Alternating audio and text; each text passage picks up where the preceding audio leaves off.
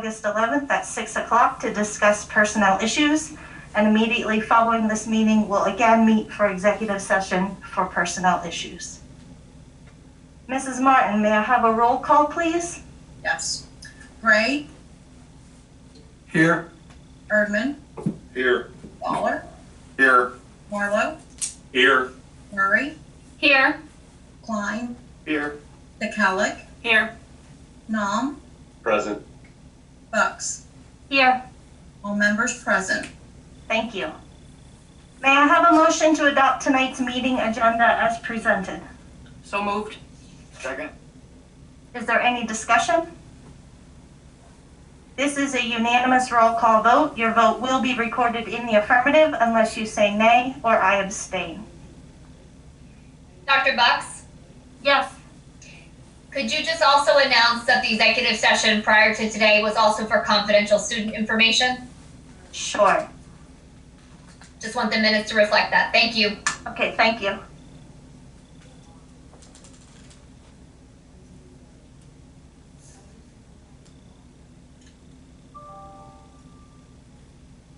Did I go through the vote again or just say it has passed?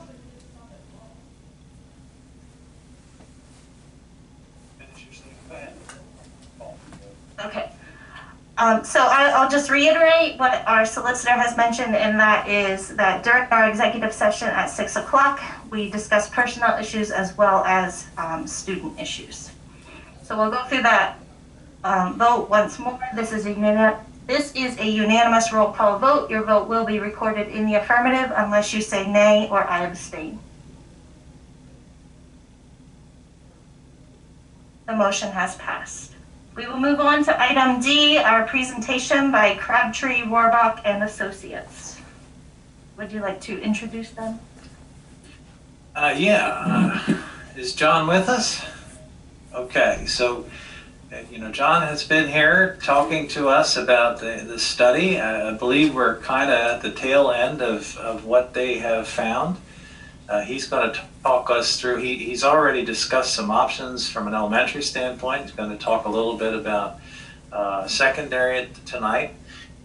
We do have some work still being done on athletic facilities and actually some cost-saving things that need to be completed as well. But tonight he's going to focus on the secondary and talk about our next steps.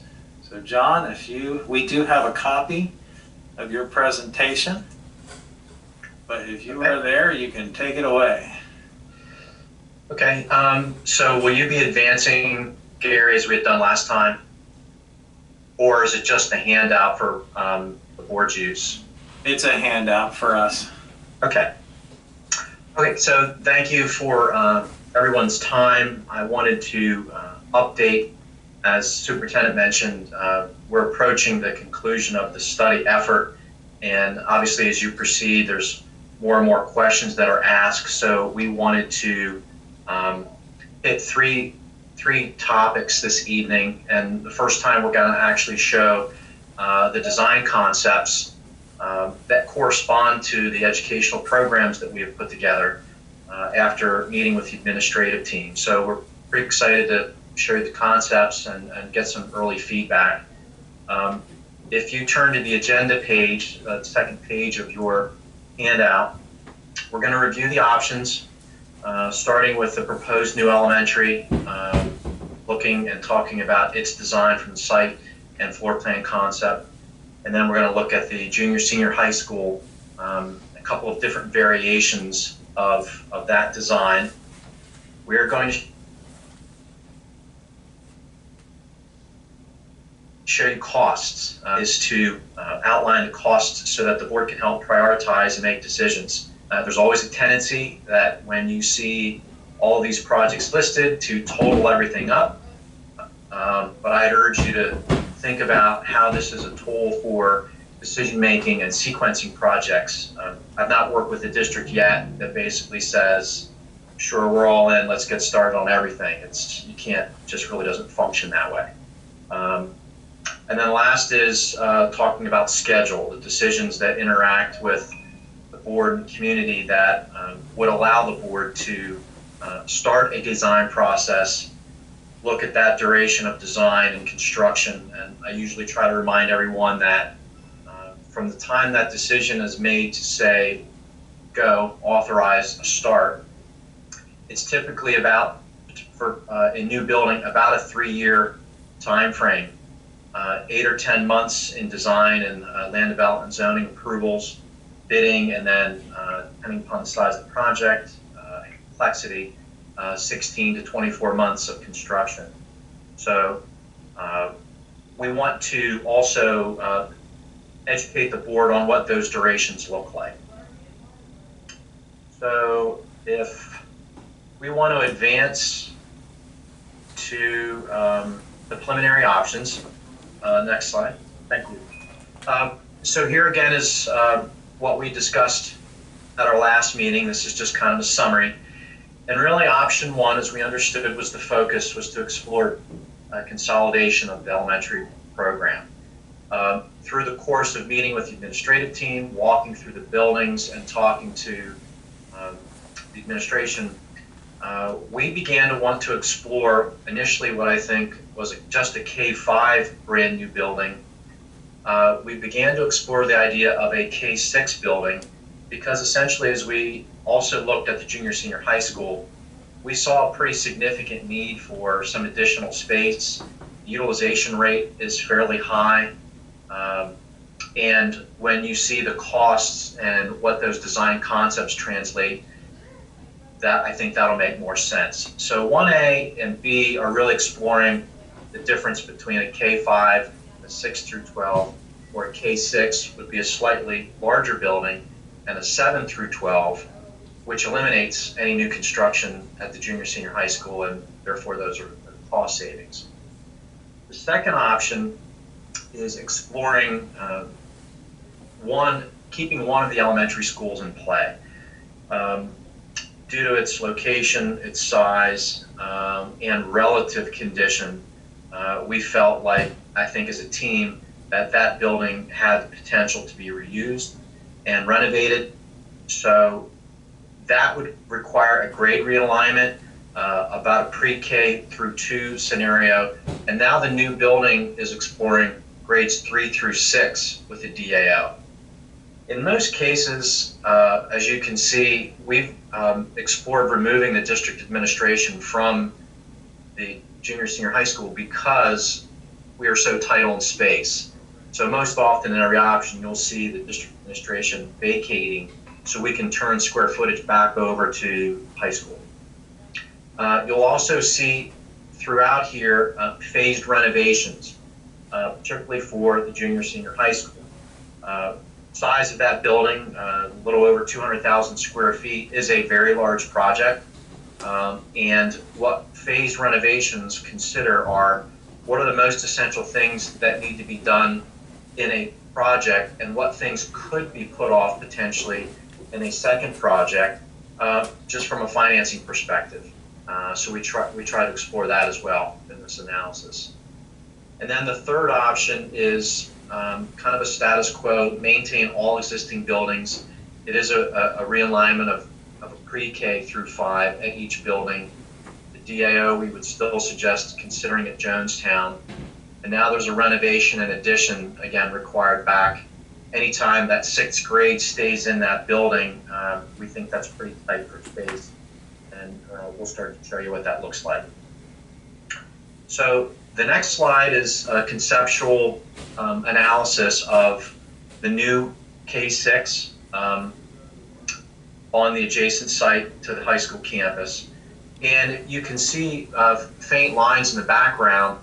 That is the survey that has been completed. The board authorized the civil engineering group to proceed, I believe, in June.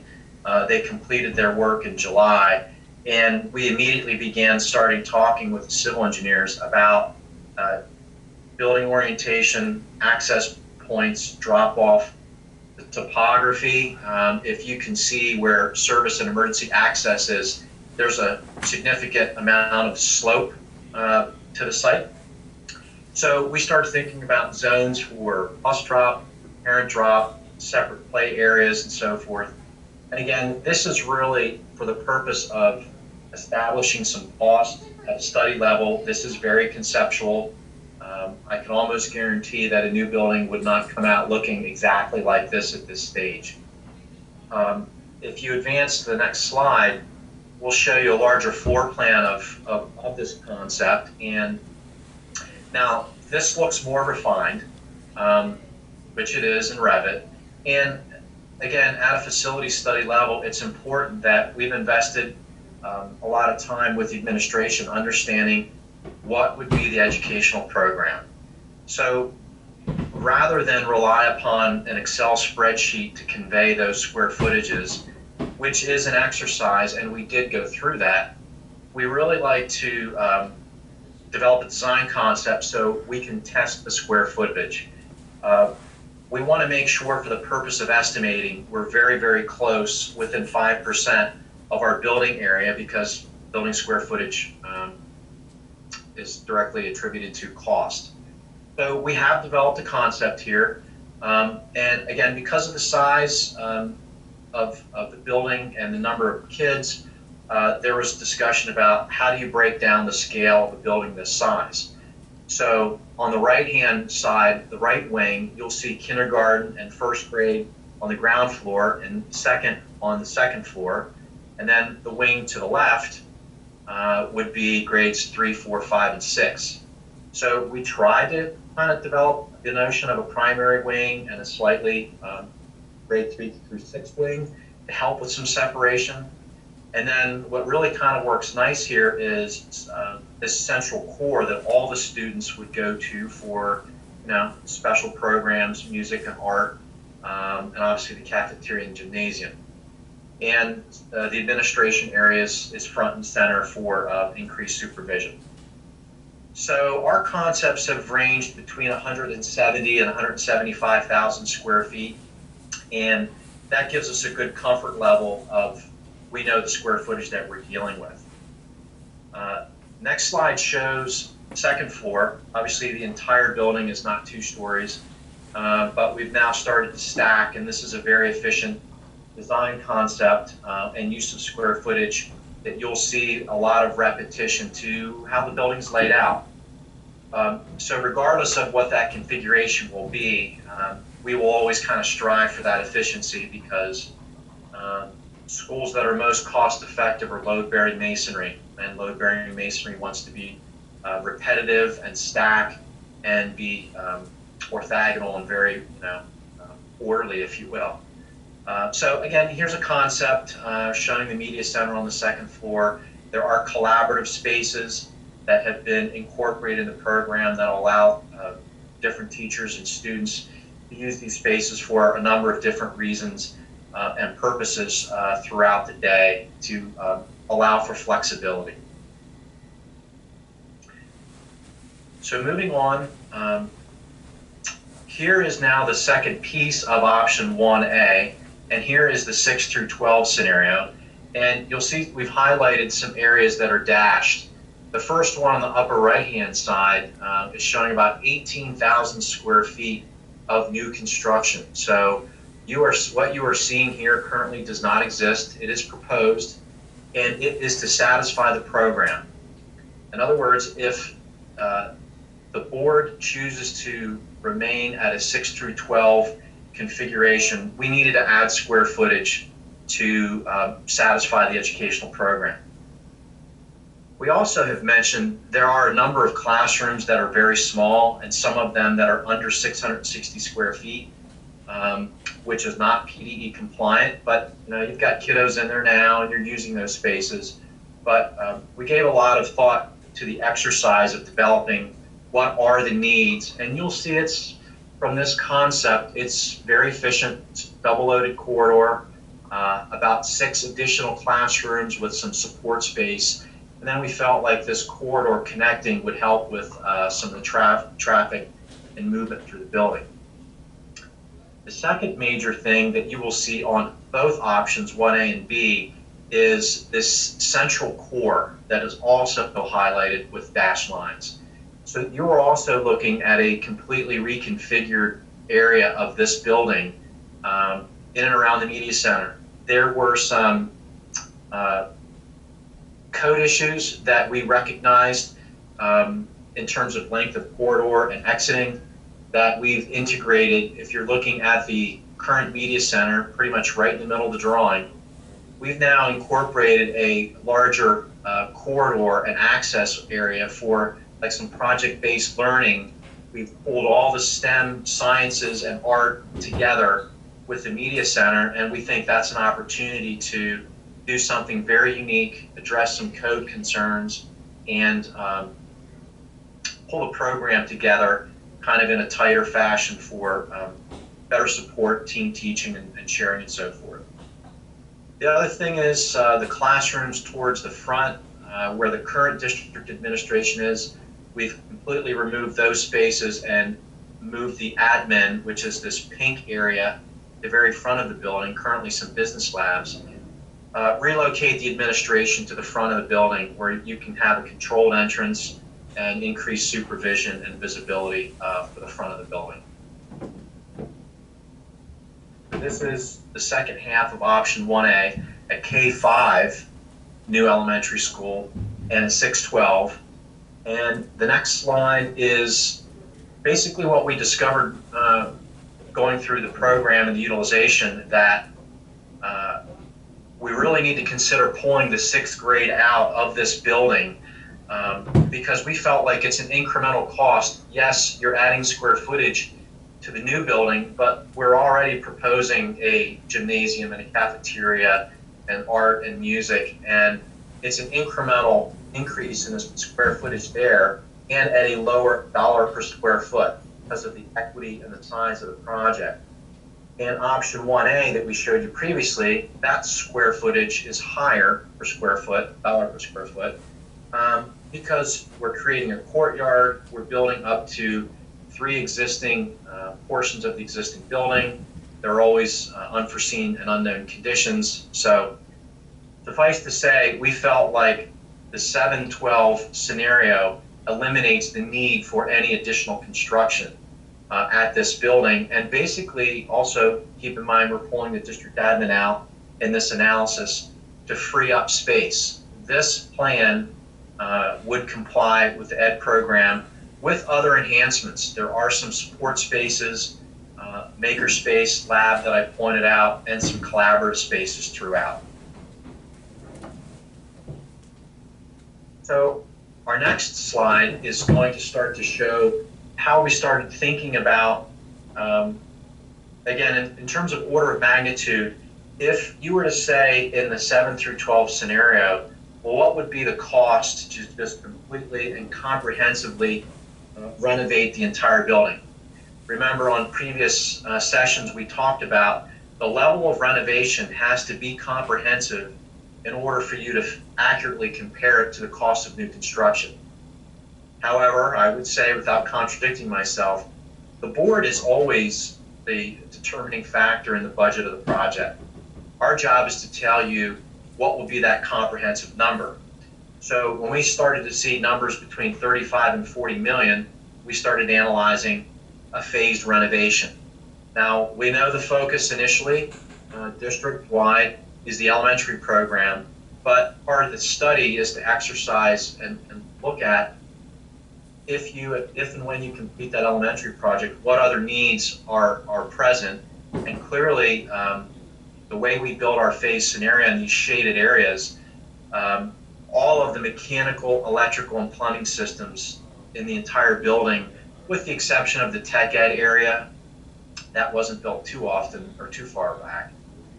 It needs complete replacement. Order of magnitude through the whole building, that's about a $13 or $14 million decision to renovate and replace all of the mechanical, electrical, and plumbing systems. In concert with that, there are building envelope issues, older windows, and roofing.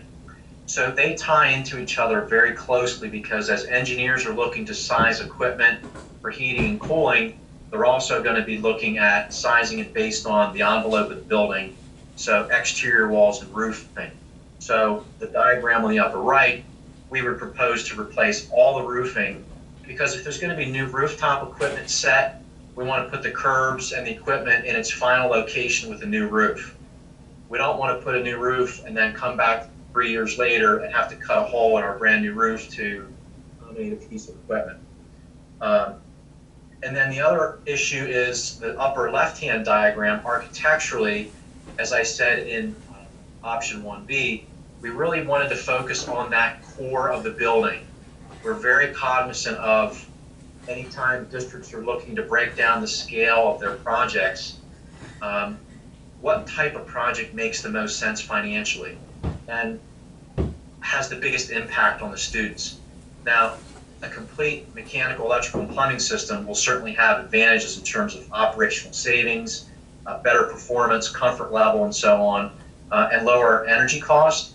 But we also didn't want to just come in and not touch the rest of the building. So we focused on this core to address a STEM component, if you will, reorganizing some key program areas for science and art in the media center, and then of course moving the administration around. So we felt like all of those things, because of moving walls around, makes the most sense financially to do together. The second phase then, the next slide, would also start to show in blue what other remaining areas of the envelope might need to be done, what other areas of the interior renovation, like casework and finishes and painting, would need to be done. And that pretty much represents that blue area. And then, of course, whatever site work we would be developing to help improve the parent bus drop-off and site circulation and so forth. The bottom diagram is also exploring really the advantage when you are developing a project in its early stages. Alternates are worth discussing early because if they're worked into the program and the concepts early, there could be a land development issue, a geotechnical or subsurface issue. We explored and we heard loud and clear the need for a appropriately sized gymnasium with appropriate numbers of seats and so forth. Civil engineers also got feedback from athletics regarding the need for concessions and storage. So there are other things that also could be done. So ultimately, for this particular project, what we're proposing is it's not an all or in nothing kind of scenario. There are ways to help break the scale of the project down for financial reasons, to make it easier to ease that into the budget. And there are other ways, like we've highlighted in red, bid alternates for the board to consider that would also allow you some flexibility. Okay, so let's move on. Let's move on to the estimates. And I want to talk about this methodology quickly because we are still in a facility study level of estimating, but to give you some background and reassurance, we bid a fair number of projects every year, both renovations and new buildings of all grade levels and all different levels of complexity. We also had the input from Fidavia. Fidavia looked over our estimates, made some suggestions and guidance, things where they felt should be higher or they were good with and so forth. For the board's purpose, these costs are really to help establish an order of magnitude so that you can prioritize projects. What order do projects need to be into? Are there failing systems? Are there roof issues?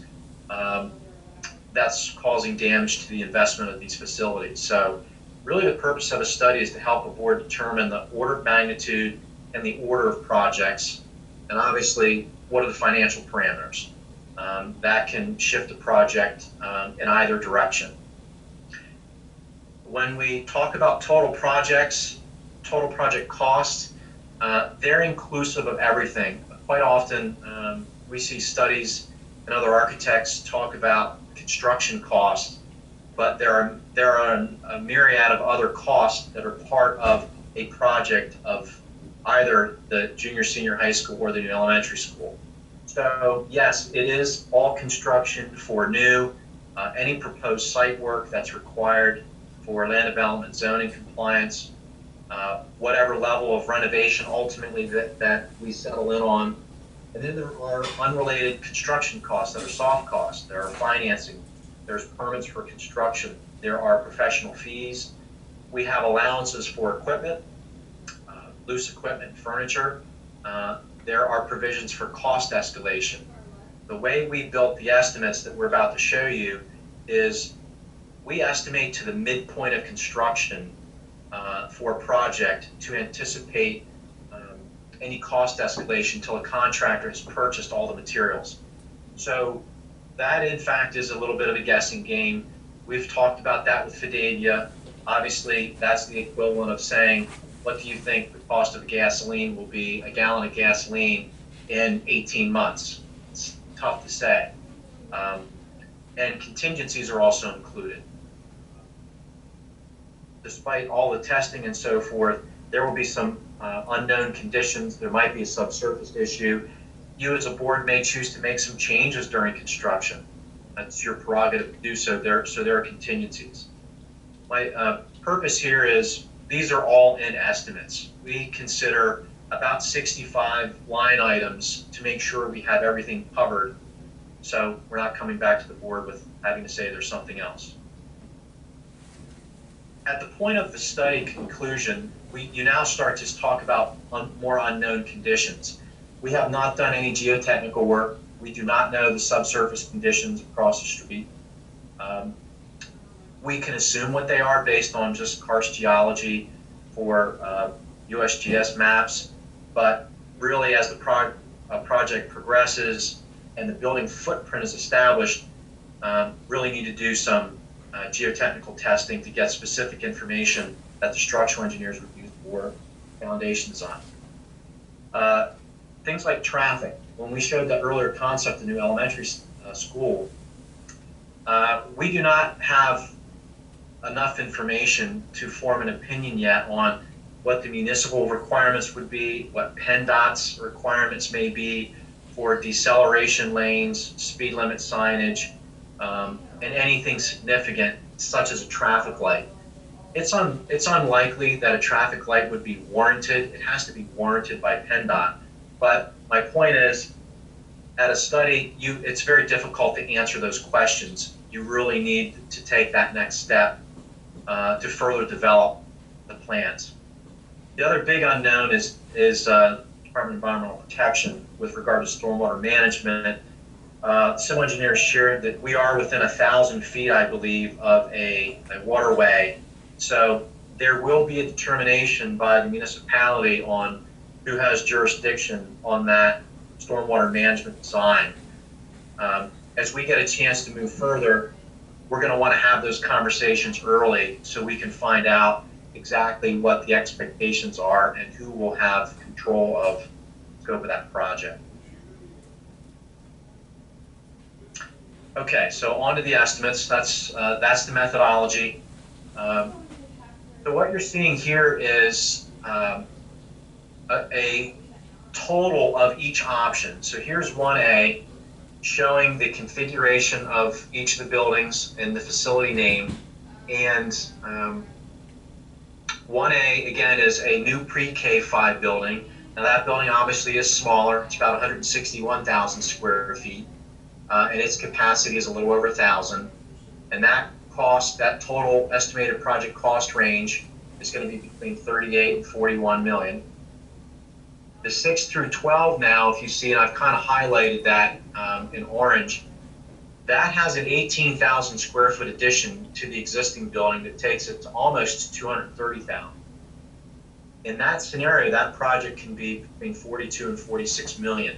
Now there's a range. I didn't talk about why a range. The range is really because of some of the unknowns, and we've not really had an opportunity to design the buildings. There's simply a different level of information that transpires during each phase of the project that we learn more about specifics of things that you want to have, that you need to have. And in exchange, we're responsible for managing the budget. Those decisions get made and revisited each month with the board. So here's a scenario then in 1A to finish this up.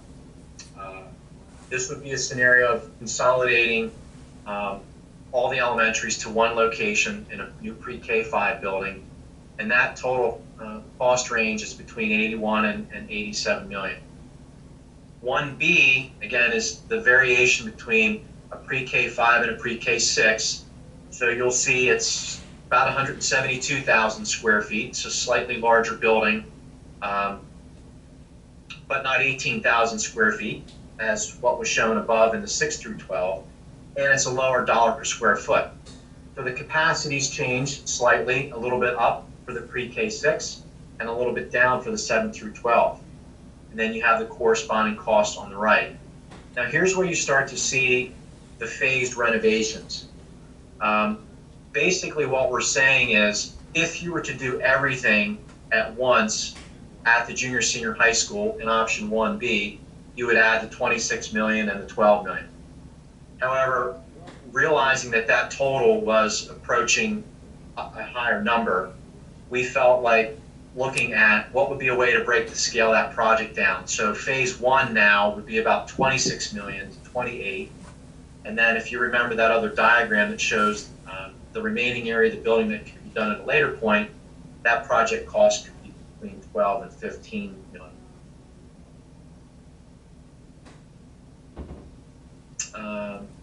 Next slide then is cost associated with option 2. So this is reuse of Jonestown as a pre-K 2 and new 3 through 6 building. So when you're looking at the 3 through 6, you'll see the square footage change again. Now it's down to 117,000 square feet and 700 student capacity, and its cost range could be 28 to 30 million. High school, again, we would propose considering phased renovations, but now here's the issue.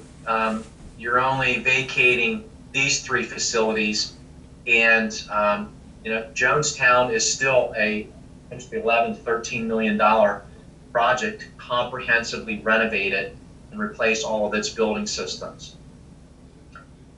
The final option is option 3, and that is a slight realignment, but essentially pre-K through 5 and grades 1 through 5 in the other facilities.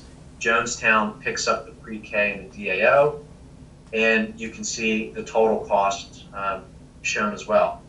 Now, the one thing you might be surprised is there isn't a significant difference in cost between all these options, and that's common. We're looking for space for the same 2,500 kids in virtually every scenario. The costs have been adjusted based on whether you're using an existing facility or you're building new. So this is very common. You're not going to see an option that's $20 million less that will provide the same educational program. So again, I always try to use that analogy of we're still looking for the same number of seats and the same type of educational space regardless of the option. So next to the last slide,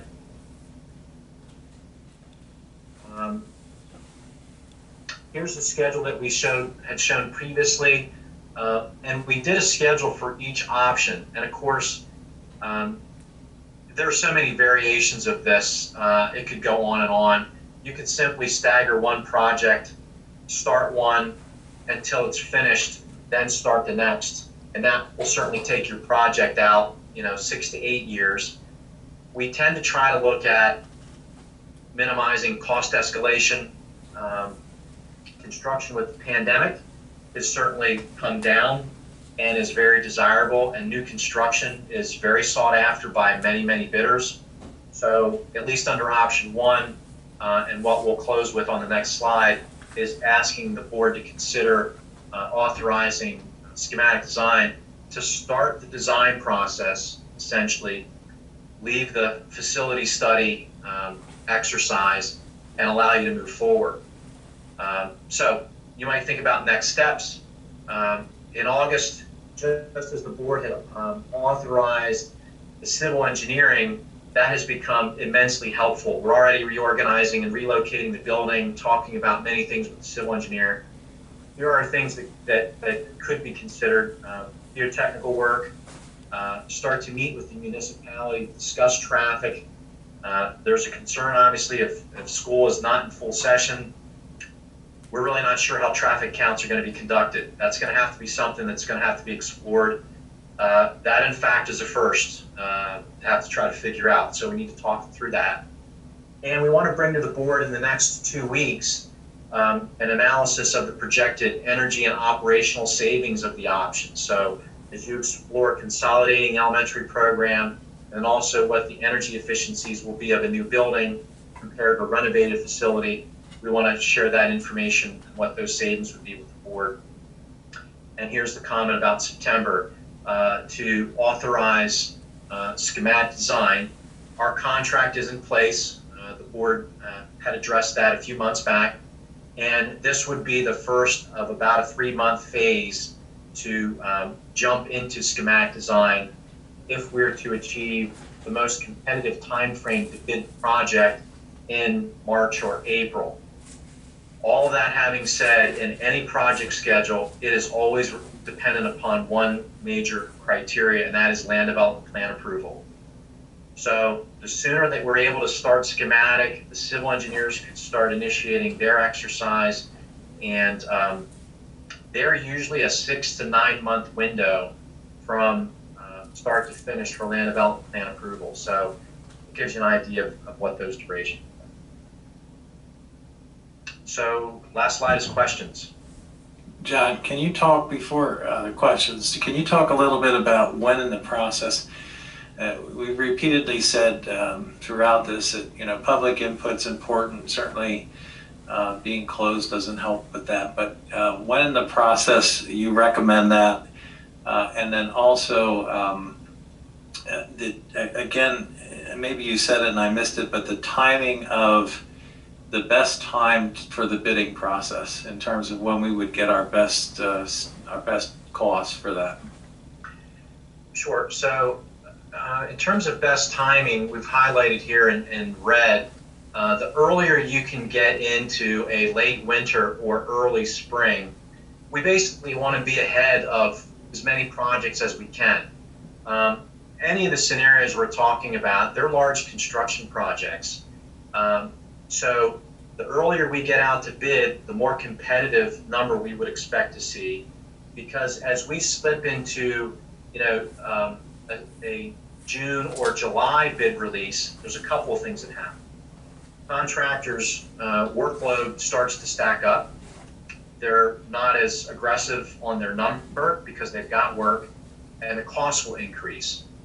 The other thing that happens is when a project bids later in the year, it's a tougher time, and you're very weather dependent if we can accomplish all of the site work that needs to occur, and that concrete foundations can be installed before a cold, hard winter. If not, bidders, and when they see that schedule, they will add dollars to their bids to account for those things. So there's the initial impact of contractors' workload and the competitiveness, and then there's the impact of the actual construction because of the timing it's starting and what kind of cold weather protection or provisions would need to be added to the project. The first part of your question was, so we have about a 9 to 10 month process of design. The next step would really be to consider just starting schematic design to allow us to get municipal input, get some definitive direction on traffic so that we can refine the estimate, move away from a cost range and zero in on a very specific number.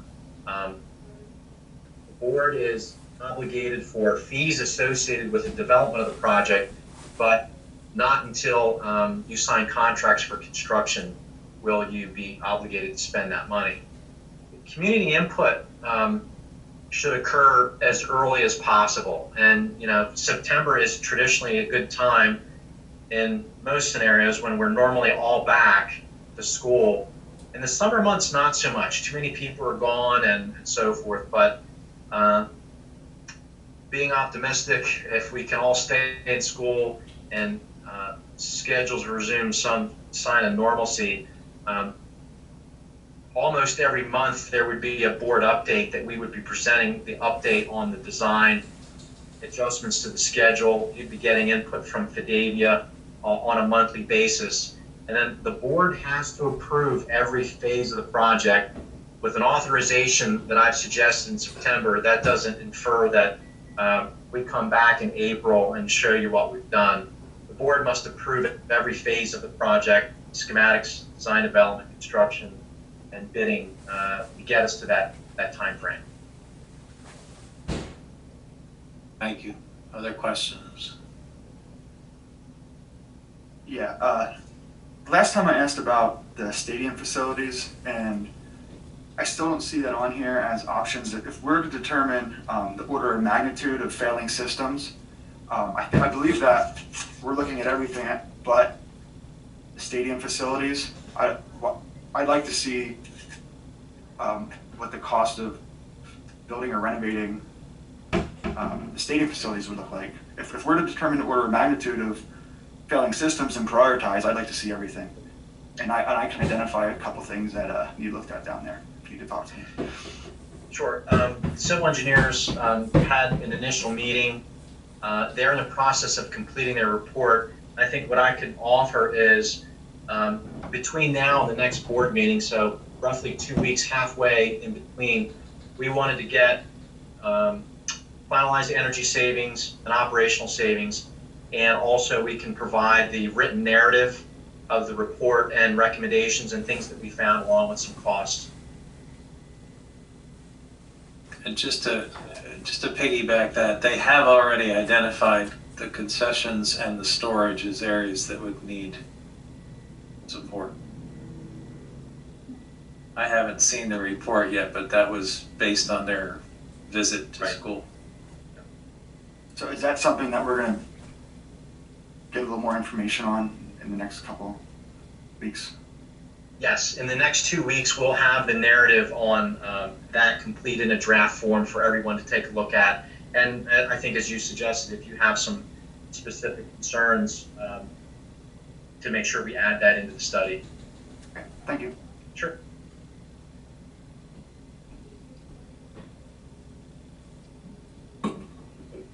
Do we, as a board, come to the superintendent with some things that, kind of like Mr. Klein said, some things he wanted to, was hoping to see addressed? Would we come to you with those, some concerns, or do we talk now, or do we talk as a board? If you're getting into the specifics of, what you'd like to see in the building or ideas, those would be, and John, you correct me if I'm wrong, but those would come when they come and talk with us about, what's your vision of this and what types of things. You're talking about more, this is a very global view. You're talking about much more specific information at that point. John, would that be, am I saying that accurately? Yeah, in fact, that's schematic design. The only caveat would be if, you were to say, we'd like to have solar on the entire roof. I would explore that cost-wise, because that's a significant cost. But to that level of detail, I think the superintendent is saying, that's really what starts to happen in September.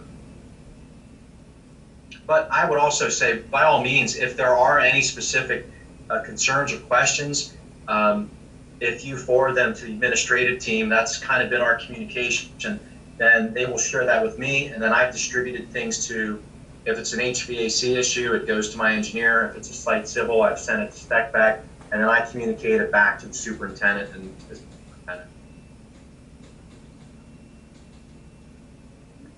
Assuming that we would choose to move forward with the design and approval process, and before I ask my question, I'll say I pray this does not happen this way. But if the pandemic would continue to worsen and we would go back into a scenario where we're at a near complete shutdown, not just the school but the economy, how would that affect this timeline? Can the things that need to get done before we would go out to bid, can they continue to move forward even if we are in that type of community spread situation?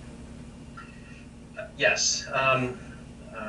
I guess whether you look at it as being fortunate or unfortunate, we've all adjusted to this environment. I'm very accustomed to being in front of all of you, person to person, but Through the last 5 months, our remote capability, using Microsoft Teams with, Fidavia and all the consultants, we've moved very large projects through the design process. And that is very good advice, because what you want to be cautious of is missing that window of opportunity. If the longer any board waits when you get out of this study analysis, you really want to look 9 months down the road or 10 months to see where does that put you bidding wise. And we really try to build a schedule entirely around that.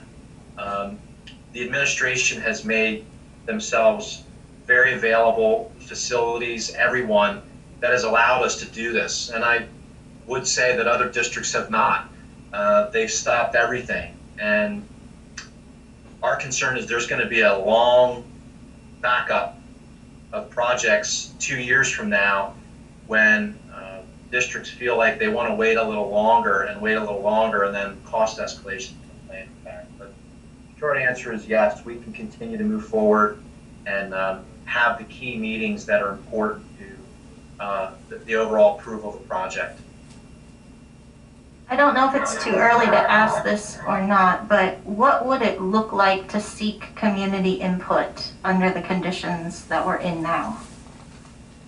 We've actually had just about every format imaginable through Teams, Zoom, GoTo, and we've actually conducted public hearings, Act 34 public hearings, which a new building would be required to have a public hearing. So we've been in formats where the presentation team is less than 10, so partially with your administrative group also, and we're basically doing a live feed of the presentation and getting input. We've used some web-based Q&A type format like SurveyMonkey. So there are a couple different ways that we can get information out to the community, as much as get feedback from them also. And it's important that happen, back to the superintendent's comment, the earlier in that process that we share what the board's direction is, what the vision is, and we each month update. That's the best line of communication. Thank you. Sure.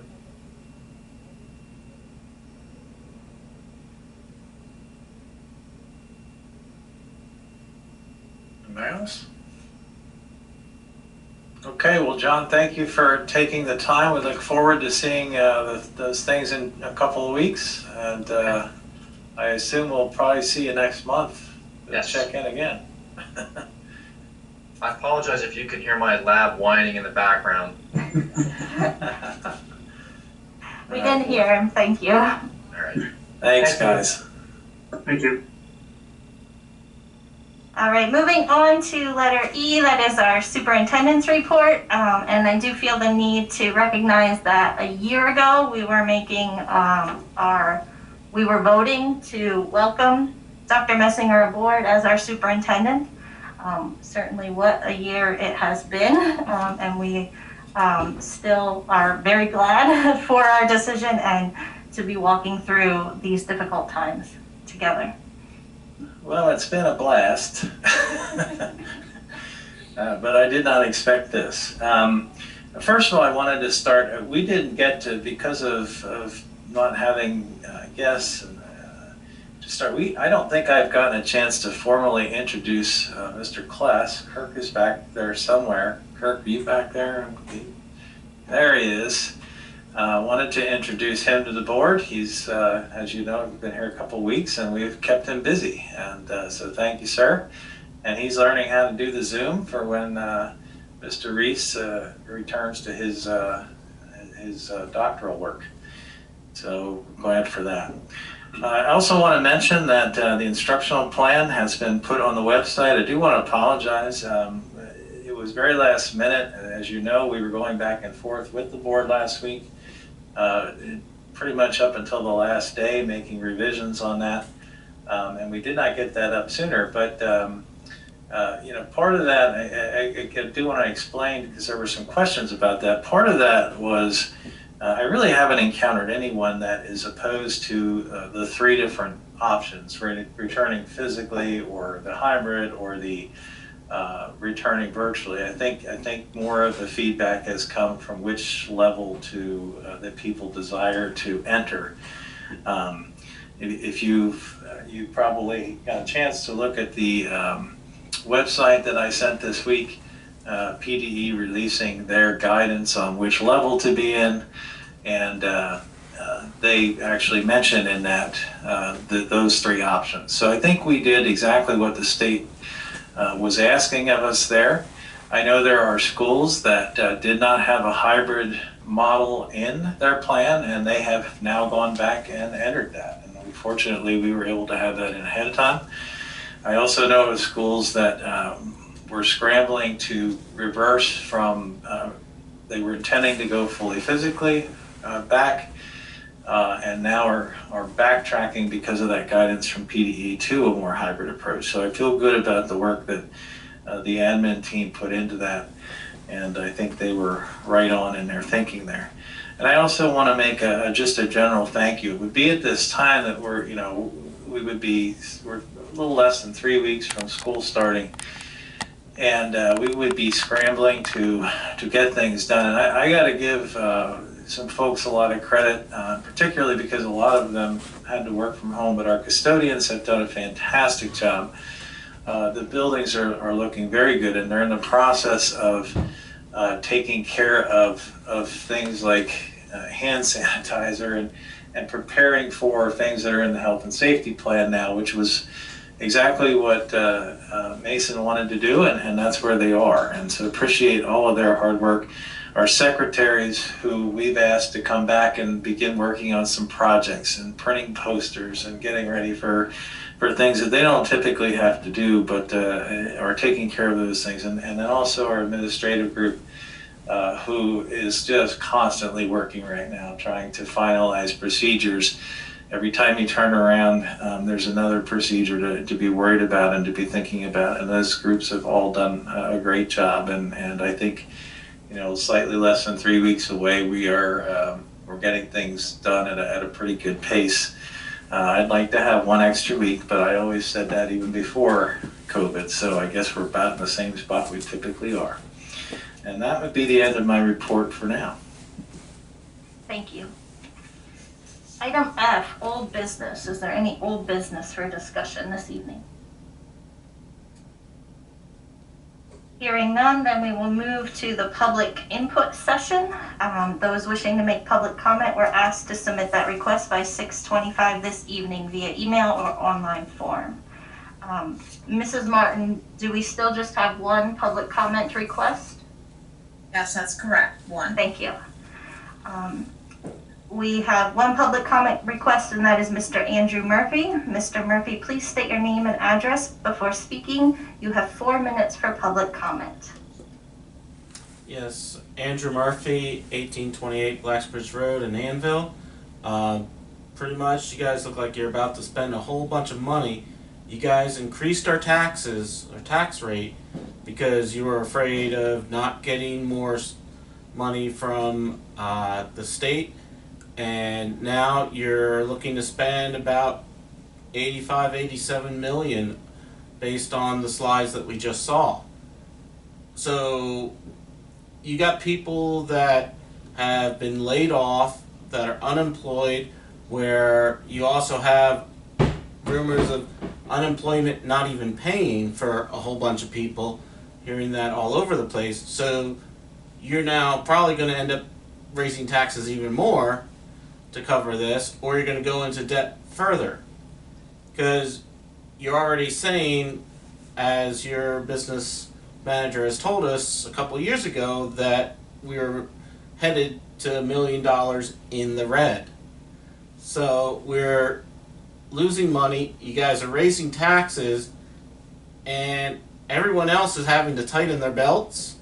I think it's time for you guys to tighten your belts, because you guys raised taxes, so you guys really didn't have to shrink the budget. Because I didn't really see much in the way of budget cuts. When you look at the numbers that was presented originally versus the numbers that were finally approved, there's not really a difference. Go check your numbers. This is ridiculous. Yeah, we may need a new school, we may need new buildings, but I think you should push it off a year at least to help everyone else recover. Everyone else is tightening their belts. Why aren't we? Why are we raising taxes? That's all I got.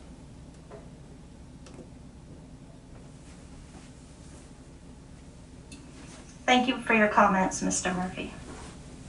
Moving on to item H, items for board action. That is our consent calendar. That includes items 1 through 23. May I have a motion to approve items 1 through 23 on the consent calendar? So moved. A second? I'll second that. Is there any discussion? This is a unanimous roll call vote. Your vote will be recorded in the affirmative unless you say nay or I abstain. The motion has passed. Moving on to item I. These are discussion items for board action. Item number 1 is employment. Dr. Messinger, would you like to introduce that? Yes, we have two for you tonight. The first one is to appoint Mrs. Everly from full-time to part-time kindergarten. Our kindergarten numbers in the PM do not require us to have 4 sessions. Mrs. Everly had inquired about potentially becoming half-time. We were able to accommodate that and still keep our kindergarten numbers at a good point in the afternoon. And so she would be changing to that. And then also, as you know, Mr. Koval resigned earlier this summer, and we had interviewed and asking for David Lauer to be appointed as the school police officer. Thank you. May I have a motion to approve the employments as presented? Motion to approve. May I have a second? Second. Is there any discussion? Mrs. Martin, may I have a roll call vote, please? Erdman, Yes. Fowler, Yes. Marlowe, Yes. Murray, Yes. Klein, Yes. McCallick, Yes. Nom, Yes. Bucks, Yes. Gray. Yes. All in favor, motion passed. Thank you. Item 2 of discussion items, approve the final adoption of policy 831 live streaming. Dr. Messinger, would you like to comment? Just that we approved the tentative adoption at the April 4th meeting, and then this would be the final adoption. Thanks again to Stock and Leader for providing that, as that will be an option for students for the upcoming school year. May I have a motion to approve the final adoption of policy 831 as presented? So moved. May I have a second? Second. Is there any discussion? Mrs. Martin, may I have a roll call vote, please? Fowler, Yes. Marlowe, Yes. Murray, Yes. Klein, Yes. McCallick, Yes. Nom, Yes. Bucks, Yes. Gray, Yes. Erdman. Yes. All in favor, motion passed. Thank you. Moving to item 3, that is our health and safety plan. Dr. Messinger. Yes, we've had the health and safety plan actually available for a number of weeks at this point. Have gotten feedback and revised and gotten more feedback and revised and gotten state input or state changes and revised really up until yesterday, I think, was pretty much the final revisions that we had made. There are a couple things I do want to draw your attention to. The first one is that the health and safety plan follows the state guidelines for phases. So if the governor has us in green or yellow or red, the safety plan aligns with that. It does not align with the instructional plan in terms of the levels. So for instance, and this is in the plan, but to recap it for those watching, For instance, if we are in green, we could be in a district, as a district, we could be in level 1, full return, we could be in hybrid, or we could be also in closed. If the Department of Health says that there's been an outbreak, you need to close, we could technically be closed even though the county could still be in green. If we are in yellow, that would eliminate level 1, and we would not have a full return at that point available, but we would still have the hybrid, and we would have the fully virtual.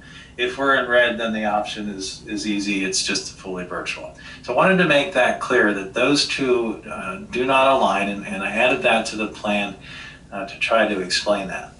I also think that there's two things that come up quite often. I know you've had an opportunity to review the plan. I know the public has had an opportunity for a long time. And so I don't want to belabor it, but there are two things that do come up that I do want to address because they come up time after time after time. One of them is masks. As you know, the order on July 1st, it does require masks. It requires masks for students and it requires masks for adults. Initially, the guidance was that we would not be able to pursue justification or documentation, but that has since changed, and schools actually now would need to require documentation if students are not wearing masks. We would then have a meeting to discuss that documentation and to make sure that that falls under one of the exemptions. But it is no longer a situation where they can just opt not to. There has to be some sort of documentation accompanying that and a meeting that goes along with it. And the other one is the social distancing. And 6 feet is obviously the recommended distance that we constantly hear about. Having said that, I think everyone understands that there are times where there will not be 6 feet. For instance, buses, we have greatly reduced. I believe close to half of the kids in most cases. But we also understand that 6 feet in a bus is not going to be doable. Now the bus will be disinfected and the kids will be wearing masks, and the bus driver will be wearing masks. We're still working out the details of that. There is some safety issues. Some of you have glasses and know that they get fogged up, and that can be a potential issue for a bus driver. But they will certainly be wearing masks as kids enter and as kids leave. And then we're still working out some of the details with that with DB Fisher, because there's a few drivers that have some difficulty. But I wanted to explain that. And the other is that sometimes in classrooms or even exiting the building, students will come within 6 feet. Now they will always be in mass in those cases again, but due to the sizes of our hallways or due to the sizes of classrooms, that 6 feet is not always attainable. I think the hybrid model at the high school and middle school certainly allows us to get as close as possible to that. I also think at the elementary level, for reasons I've already talked about, that those kids stay together, that is certainly beneficial and helpful as well. But those questions come up, and I just want to be upfront about them and make sure that people understand that about the plan. The plan, after it is approved tonight, I will put the updated plan, the finalized plan, send that to the state, get that on the website. And in addition to that, I gave you a small sampling. This is not the full thing. It's about a 13-page document that will also go up. This is going to be just a summary for parents to look through. It's a more easily read document than the state form that we put things on. So that will be up as well. And we'll have the full thing there if people want to look at that, but we'll also have the summary as well. Thank you. May I have a motion to approve the health and safety plan as presented? So moved. May I have a second? Second. Is there any discussion?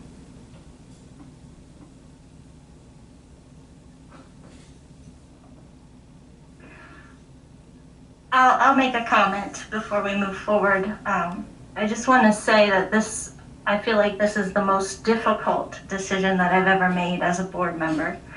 If I'm being completely honest, I'm not personally comfortable with the idea of sending 2,000 kids back into 5 buildings when we are not allowed to have 25 people more than 25 people join us in this room tonight. That seems very ironic to me. But for reasons that we discussed last week, there are very real reasons why the benefits to getting many students back here physically do outweigh the risks. And I know that although we're not able to achieve that 6 feet distance that Dr. Messinger discussed, the limitations are not at the fault of our administration. We've had many personal conversations discussing the many updates that have come down from the federal level and state level, even just yesterday. And I do, as much as I have significant concerns sending kids back, and do recognize that there is still risk involved, I trust that our administration will continue to heed the advice of our science community and our public health officials. And just as an example of that, last week we talked about using metrics to determine what level of instruction is most appropriate to enter into this year. And Dr. Messinger recommended level 2, and that was at the metrics of the Harvard Public Health Institute and the White House COVID task force. And so those metrics that we had to search for and our administration had to search for are the exact same metrics that our state gave us yesterday to use as a guide. And so that makes me believe and trust that even though we are on very uncertain ground in many ways, that we are learning as this pandemic unfolds, we are making good decisions, and our administration is seeking the best feedback that they can and is making good decisions. So as much as I am extremely nervous about this upcoming school year, I think that the plan that is in place is as safe as it can be under these conditions. Are there any other comments? Hearing none, Mrs. Martin, may I have a roll call vote, please? Marlowe? Marlowe? Yes. Murray? Yes. Klein? Yes. McKellick? Yes. Nom? Yes. Bucks? Yes. Gray? Yes. Erdman? Yes. Fowler? Yes. All in favor, motion passed. Thank you. Moving on to item 4, refunding of bonds.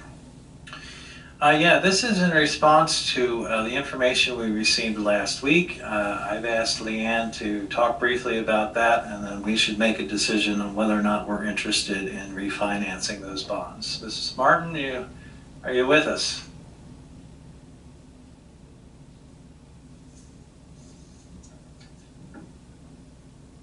Hi, Gary. I'm here. I also have Brad Remy on with me.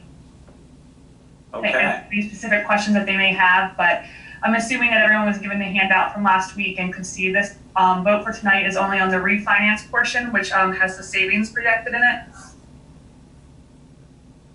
We have the handout from last week. I don't know if the board brought it with them, but if you could refresh our memories. Sure. I have a printed copy. Let me just bring it up here. Do you want me to screen share it? I'm sorry. Yeah, screen share would be great.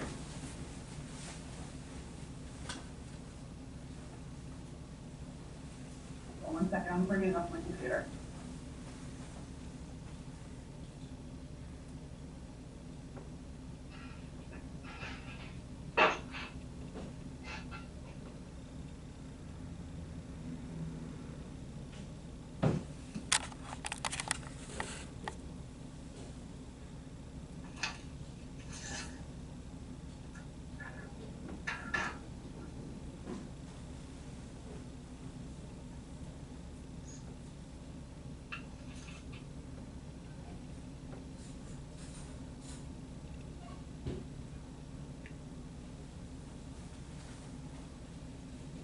I'm having trouble screen sharing.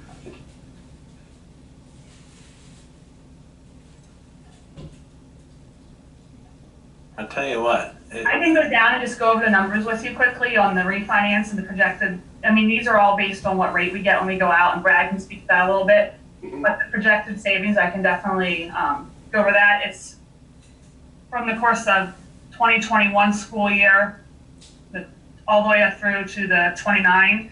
It's projected to be about, on average, I would say $75,000 a year in savings. And we had a question about the cost, the fees. Right. Yes, the fees were all already included into that cost savings. They're included in the refinance cost, and that is an actual true total cost savings projection. Correct, that's net of all those expenses that are associated with doing a financing. And what this would do tonight, if the board approves it, is this would allow us to move forward to seek funding, whether it be a bank, whether we do a bond, whatever the best, as your advisor, whatever is in the best interest of the school district and would save you the most money. This would allow us to start proceeding with that process. And then we would return to you with our findings, and the board could approve it if it meets to satisfaction of the board in terms of the savings projection. So this is just an illustration of where we think we can get it to based on what we've seen in the market. And if we're able to achieve that, we'll bring it back to the board for approval. We'll continue to work with Brooke and her team at Stock and Leader to make sure we meet all the federal and state laws along the way, because there are some things, as I mentioned a week ago, that we have to make sure we comply with. But this just kind of gets the ball rolling to seek the refinancing and see if we can achieve the savings level that we're hoping we can do for the district. I got one quick question. Where do you advertise the bids? Well, what we do, a couple things, is first of all, there's a certain advertising requirement to let the public know we're doing that. That's number one.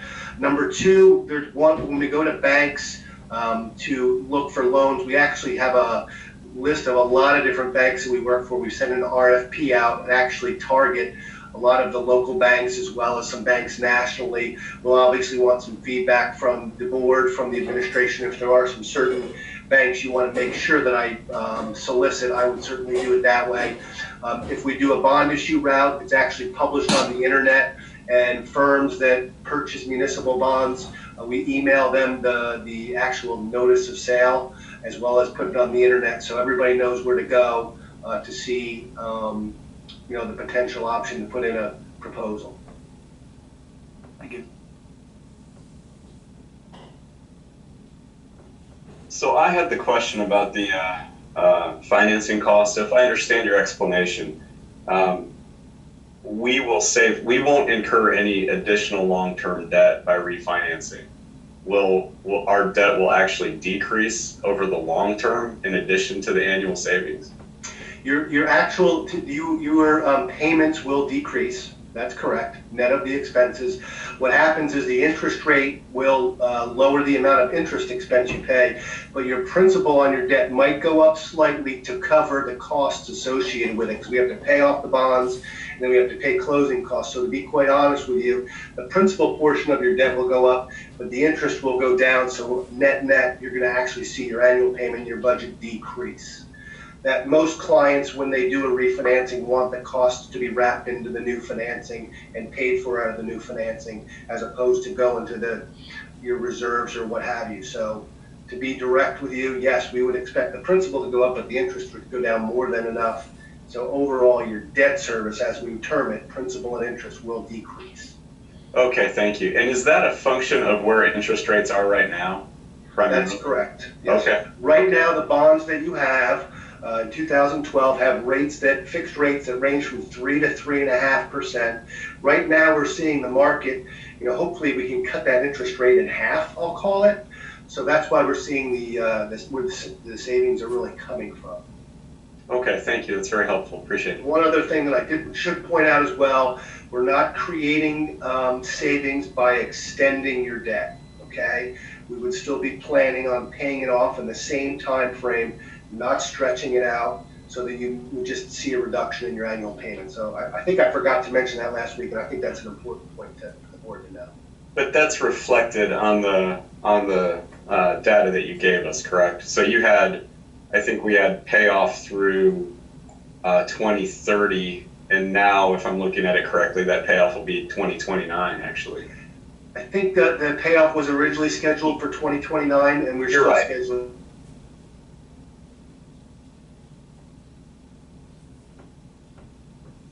Looking for 2029.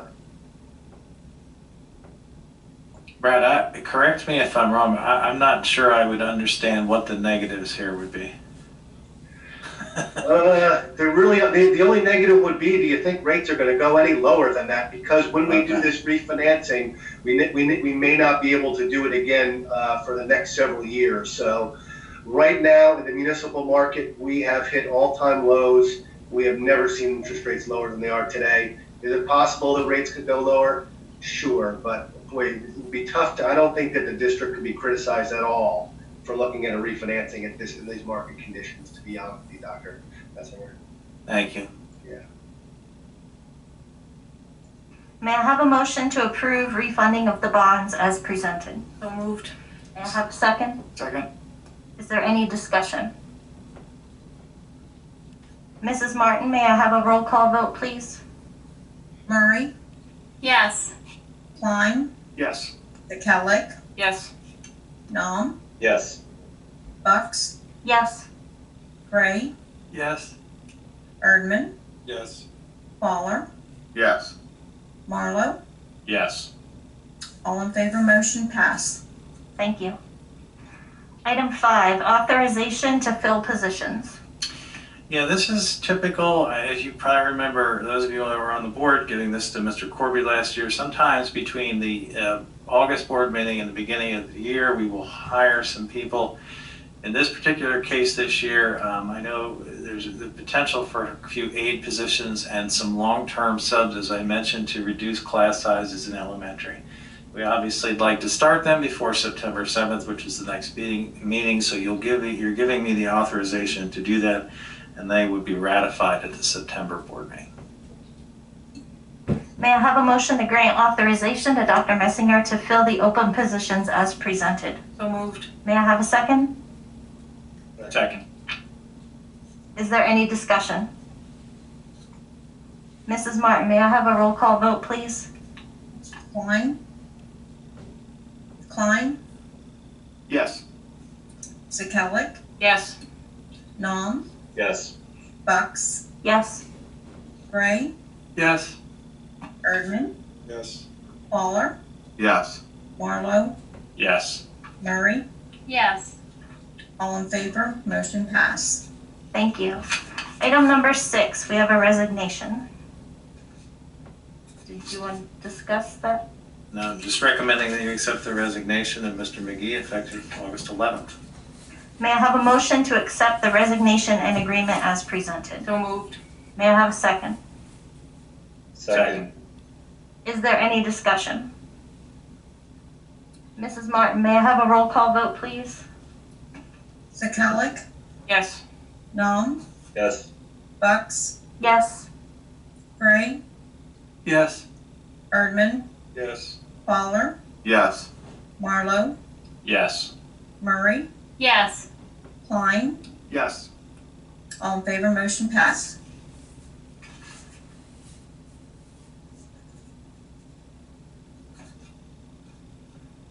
Moving on to item 7, settlement agreement. I recommend that you approve the settlement agreement between the district and the parents of that student.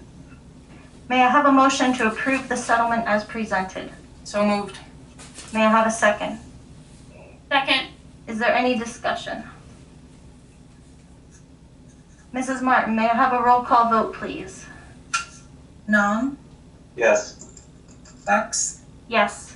Gray, Yes. Erdman, Yes. Fowler, Yes. Marlowe, Yes. Murray, Yes. Klein, Yes. McKellick. Yes. All in favor, motion passed. Thank you. Now we have our reports of our representatives. First is our Career and Technology Center representative, Director Klein. Yeah, I have one thing for everybody. The diesel program teacher for the Lebanon Career Technology Center was deployed for 1 year, and the diesel program has been suspended. Seniors will be placed in a work-study program, and juniors will have the opportunity to return next year as a senior. They're doing, and then with the instruction plan and the health and safety plan, if you want to check out CTC's website, you can find it all there. And if you have any questions, just contact the CTC. That's all we got. Thank you. Director Murray, do you have a report for the IU? Very similar to Director Klein. The safety plan will be voted on tomorrow evening. So once that has been voted on tomorrow night, that will also be available on the IU website. They're continuing to look at all the needs of all of our students. That's the end of my report. Thank you. Our legislative PSBA liaison is Director Sakella. Do you have a report for us? I have nothing new. Okay, then item K, new business. Is there any new business for discussion? There are some dates to remember. Our students will be back August 31st. That is our first student day. And our school board committee meeting will be held September 1st if we deem that it is necessary. May I have a motion to adjourn this meeting? So moved. May I have a second? Second. Is there any discussion? This is a unanimous roll call vote. Your vote will be recorded in the affirmative unless you say nay or I abstain. The motion has passed. This meeting is adjourned. Thank you for joining us.